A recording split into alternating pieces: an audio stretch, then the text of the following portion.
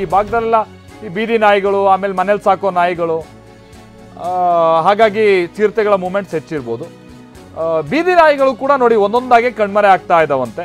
3 ತಿಂಗಳಲ್ಲಿ 10ಕ್ಕೂ ಹೆಚ್ಚು ನಾಯಿ, ಮೇಕೆ, ಕುರಿ, ಕರುಗಳನ್ನ ಚಿರತೆ ಹೊತ್ತೊಯ್ದಿದೆ ಅನ್ನುವಂಥದ್ದು ಆ ಭಾಗದ ಜನ ಮಾಡ್ತಾ ಇರೋ ಆರೋಪ. ಬೆಳಗಿನ ಜಾವ ಹಾಗೆ ಸಂಜೆ ಸಂದರ್ಭದಲ್ಲಿ ಜನರು ಓಡಾಟ ಕೂಡ ಬಹಳ ಕಮ್ಮಿ ಇದೆ. ಅದು ಈಗ ಚಿರತೆ ಕಾಣ್ತು ಅಂತಲ್ಲ, ಈಗ ಹೆಂಗೋ ಗೊತ್ತಾಗಿದೆ. ಹೌದು, ಇಲ್ಲ ಅಂದ್ರೂ ಆ ಭಾಗದಲ್ಲಿ ಜನ ಹುಷಾರಾಗಿರ್ಬೇಕು. ಯಾಕೆ ಅಂತ ಅಂದರೆ ನಾನು ಆಗ್ತಾನೆ ಹೇಳಿದಾಗೆ ಈ ತುರಳಿ ಫಾರೆಸ್ಟ್ ಎಲ್ಲ ಕನೆಕ್ಟ್ ಆಗಿರುವಂಥ ಜಾಗ ಆಗಿರುವಂಥ ಕಾರಣಕ್ಕಾಗಿ. ಆಮೇಲೆ ನಾವು ಮೊನ್ನೆ ಹೋಗಿರುವಂಥದ್ದು ಇದೆಲ್ಲ ಆ ಕಾಲದಿಂದನೂ ಚಿರತೆಗಳು ಓಡಾಟ ಇದ್ದಂಥ ಜಾಗನೇ. ಅವುಗಳೇ ಆ ಲೆಕ್ಕಕ್ಕೆ ಬರೋದಾದರೆ ಅವುಗಳ ಜಾಗ ನಾವು ಆಕ್ಯುಪೈ ಮಾಡ್ಕೊಂಡಿದ್ದೀವಿ ಅಂತ ಹೇಳಬೇಕಷ್ಟೆ. ಹಾಗಾಗಿ ಭಾಳ ಹುಷಾರಾಗಿ ಅಲ್ಲಿ ಓಡಾಡಬೇಕಾದಂಥದ್ದು ಒಂದು ಅನಿವಾರ್ಯತೆ ಇದೆ. ತೀರಾ ಜನಸಂಖ್ಯೆ ಜಾಸ್ತಿ ಆಗ್ತಾ ಇದ್ದಾಗೆ ಅವುಗಳ ಮೂವ್ಮೆಂಟ್ ಕೂಡ ಆ ಕಡೆಗೆ ಆಗ್ಬಿಡುತ್ತೆ. ಅವು ಆ ಪ್ರದೇಶ ಬಿಟ್ಟು ಹೋಗ್ಬಿಡ್ತವೆ ಜನಸಂದಣಿ ಹೆಚ್ಚಾಗ್ತಾ ಇದ್ದ ಹಾಗೆ. ಬಟ್ ಈಗಿನ ಕಾಲಘಟ್ಟಕ್ಕೆ ನೋಡೋದಾದರೆ ಅಲ್ಲೆಲ್ಲ ಭಾಳ ಕಾಡು ಕೂಡ ಇದೆ.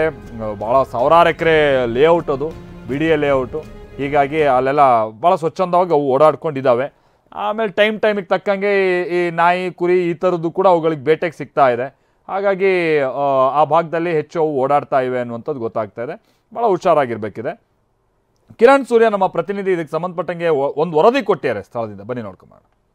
ಸದ್ಯ ನಾನೀಗ ಚಿರತೆಗಳು ಕಾಣಿಸ್ಕೊಳ್ತಿರುವಂತ ಸ್ಥಳದಲ್ಲಿ ನಿಂತಿದ್ದೀನಿ. ಇದು ಬನಶಂಕರಿಯ 6ನೇ ಹಂತದ ಲೇಔಟ್ಗೆ ಪಕ್ಕದಲ್ಲೇ ಇರುವಂತಹ ತುರಹಳ್ಳಿ ಫಾರೆಸ್ಟ್. ಅಂದ್ರೆ ಈ ತುರಹಳ್ಳಿ ಫಾರೆಸ್ಟ್ಗೆ ಹೊಂದಿಕೊಂಡಂತೆ ಇರುವಂತಹ ಈ ಒಂದು ಲೇಔಟು.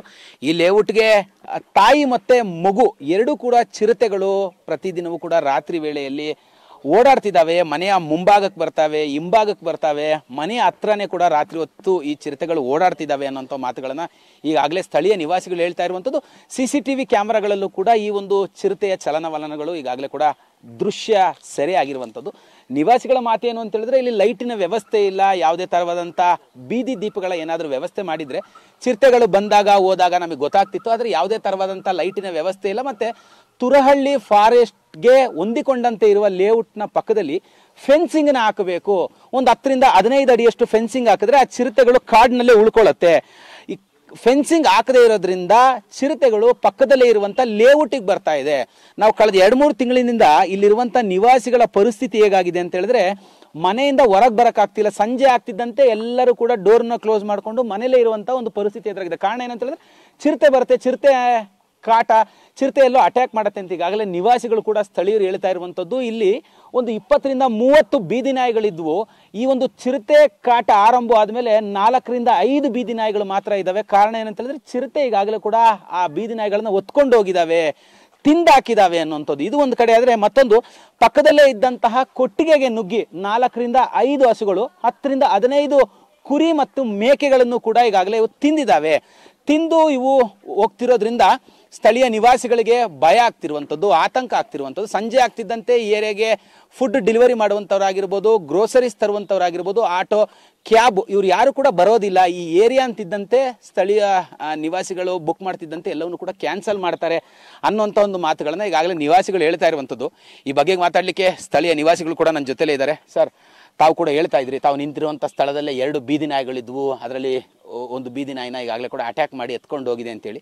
ಹೇಗಿತ್ತು ಸರ್ ಅದನ್ನು ನೀವು ನೋಡಿದಾಗ, ಹೇಗೆ ಅನ್ಸತ್ತೆ ಅಂತ? ಇಲ್ಲಿ 2 ಬೀದಿ ನಾಯಿಗಳು ಇಲ್ಲಿ ದಿನ ಇರೋದು, ಸ್ಟ್ರೇ ಡಾಗ್ಸು.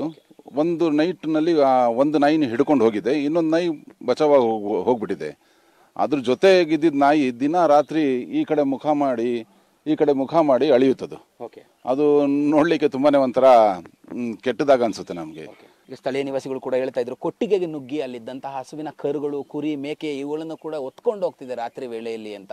ಇದರಿಂದ ಜನರಲ್ಲಿ ಆತಂಕ ಯಾವ ತರವಾಗಿದೆ? ಆತಂಕ ಅಂತ ಹೇಳಿದ್ರೆ, ಎಲ್ಲರೂ ಈಚೆ ಬರ್ಲಿಕ್ಕೆ ಹೆದರ್ತಿದ್ದಾರೆ. ಈಗ ಈ ಬೆಳಿಗ್ಗೆ ನಮ್ಗೆ ಹಾಲು ತಂದು ಹಾಕೋನು ಲೇಟ್ ಮಾಡ್ತಿದ್ದಾನೆ. ಈಗ ಹಾಲು ಸಹ ಟೈಮಿಗೆ ಬರ್ತಿಲ್ಲ, ಹೆದರ್ಕೊಂಡು. ಪಾಪ ಅವನು ಬೆಳಿಗ್ಗೆ ಅವನಿಗೂ ಜೀವ ಭಯ ಇರುತ್ತಲ್ಲ, ಅವನಿಗೂ ಜೀವ ಭಯ ಇರುತ್ತೆ. ಸೊ ಅದಕ್ಕೆ ಎಲ್ಲ ವಿಷಯದಲ್ಲೂ ನಮ್ಗೆ ತಡ ಆಗ್ತಿದೆ ಈಗ. ಕ್ಯಾಮ್ರಾ ಪರ್ಸನ್ ರಮೇಶ್ ಜೊತೆ ಕಿರಣ್ ಸೂರ್ಯ, TV9 ಬೆಂಗಳೂರು.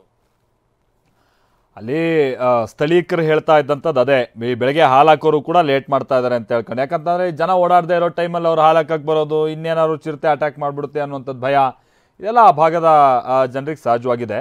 ಆಮೇಲೆ ಚಿರತೆಗಳು ಈಗೀಗ ಭಾಳ ಕಡೆ ಕಾಣಿಸ್ಕೊಳ್ತಾ ಇರುವಂಥದ್ದನ್ನು ನಾವು ನೋಡ್ತಾ ಇದ್ದೀವಿ. ಕಾರಣ ಅಂತಂದರೆ ಹೇಗೆ ನಗರೀಕರಣ ಹೆಚ್ಚಾಗ್ತಾ ಇದೆ. ಹಿಂದೆ ಎಲ್ಲ ಕಾಡು, ಕುರುಚಲು ಕಾಡುಗಳಲ್ಲಿ ಚಿರತೆಗಳು ಭಾಳ ಹೆಚ್ಚಾಗಿ ಕಾಣಿಸ್ಕೊಳ್ತಾ ಇರುತ್ತೆ. ಯಾಕೆಂದರೆ ಅವಕ್ಕೆ ಆ ವ್ಯೂ ಭಾಳ ಸುಲಭವಾಗಿ ಗೊತ್ತಾಗುತ್ತೆ. ಈ ಥರ ಒಂದು ಬಂಡೆ ಮೇಲೆ ಹೋಗಿ ಕುತ್ಕೊಂಡ್ಬಿಟ್ರೆ ಎಲ್ಲೆಲ್ಲಿ ಏನೇನು ಪ್ರಾಣಿಗಳ ಮೂಮೆಂಟ್ಸ್ ಇದೆ ಅನ್ನುವಂಥದ್ದು ಗೊತ್ತಾಗುತ್ತೆ, ಹೇಗೆ ಅಟ್ಯಾಕ್ ಮಾಡೋದಕ್ಕೆಲ್ಲ ಅನುಕೂಲ ಆಗುತ್ತೆ ಅಂತ.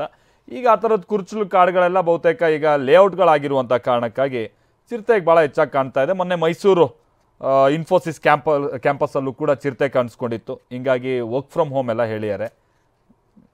ನಡೀತಾ ಇದೆ ಇದು.